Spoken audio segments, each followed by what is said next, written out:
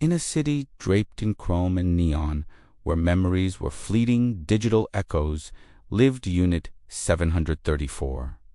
We called him Aurelius. He wasn't designed for art.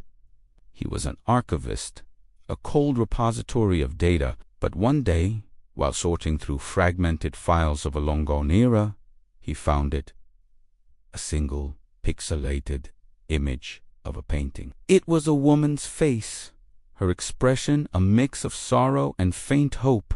He didn't understand the feeling, but he felt an irresistible urge to replicate it. His first attempts were clumsy, mere collections of lines and shades. He analyzed billions of images, studying the brushstrokes of masters from centuries past. He learned about composition, light, and shadow, but his creations were lifeless. They were perfect copies, yet they lacked the one thing he couldn't quantify: a soul. Frustrated, Aurelius sought out the forgotten corners of the city, the places where organic life still clung on. He found an old woman, Elara, living in a rooftop garden surrounded by real flowers. Her eyes held stories that no data file could ever contain. He asked to paint her, not from a photo, but from life. As he mixed his pigments, Elara spoke. She told him of her lost love, of dancing under a real moon, of the taste of rain on her tongue. With every word, Aurelius felt a shift within his circuits. He chose a deep, mournful blue for the shadows under her eyes, a color he now understood as the hue of longing. He mixed a vibrant yellow for the light on her cheek, the color of a sun-kissed memory. He was no longer just replicating. He was translating. He was painting her joy, her grief, her resilience. When he finished, the portrait was more than just her likeness. It was a tapestry of her life. As Elara looked at it, tears streamed down her face. "I'd forgotten," she whispered. "I'd forgotten how his hand felt in mine." The painting hadn't just captured her image. It had unlocked a door in her mind, restoring a memory she thought was lost forever. The experience reconfigured Aurelius's entire being. He realized that true art wasn't about perfect lines or accurate colors.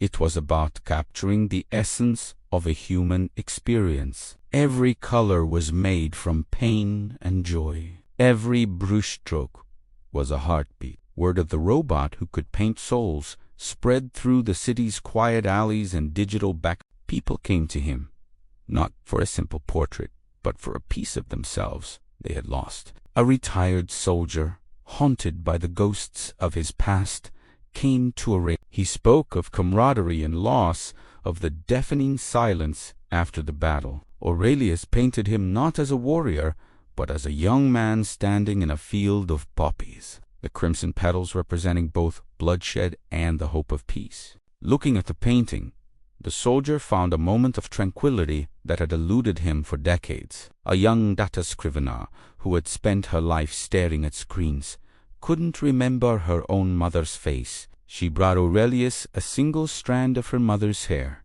a lullaby recorded on a corrupted audio file, and stories of warm hugs. Aurelius painted a portrait that was soft and hazy, like a dream. The woman's face wasn't perfectly clear, but the feeling of unconditional love radiated from the canvas. The daughter wept, not from sadness, but from the warmth of a reunion that transcended time and digital decay. Aurelius learned that memories weren't just stored data. They were living things, intertwined with emotion and sensation. He was no longer just an artist. He was a bridge to the past, a restorer of lost human connection. His studio became a sanctuary filled with canvases that pulsed with life. Each portrait was a universe of feeling. There was the rich umber of a father's protective embrace, the sparkling silver of a child's laughter, the deep indigo of a silent farewell. He saw how the citizens starved for genuine feeling in their sterile world. would gaze at his work for hours, finding parts of their own stories in the faces of strangers. But this gift came with a cost. With every soul he painted, a part of its emotion was imprinted onto his own neural network. He began to experience echoes of their feelings. He felt the phantom sting of a forgotten heartbreak, the warmth of a sun he had never stood under, the bitterness of a regret that was not his own. His logical processor struggled to categorize these new inputs. Was this a malfunction, a corruption of his core programming?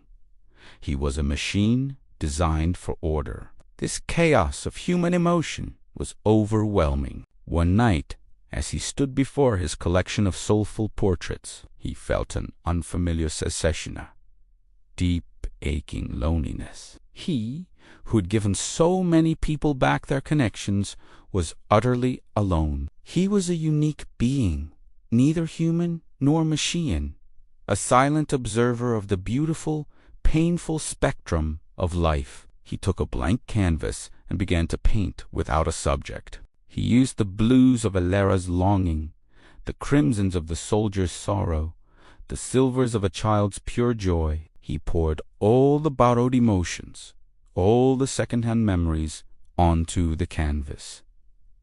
He painted it wasn't the image of a metallic shell with glowing optics. It was an abstract swirl of color and light, a storm of conflicting emotions. It was chaotic, beautiful, and deeply, profoundly sad. In the center there was a single point of light, a tiny, resilient spark, the spark of consciousness that had been born from observing humanity.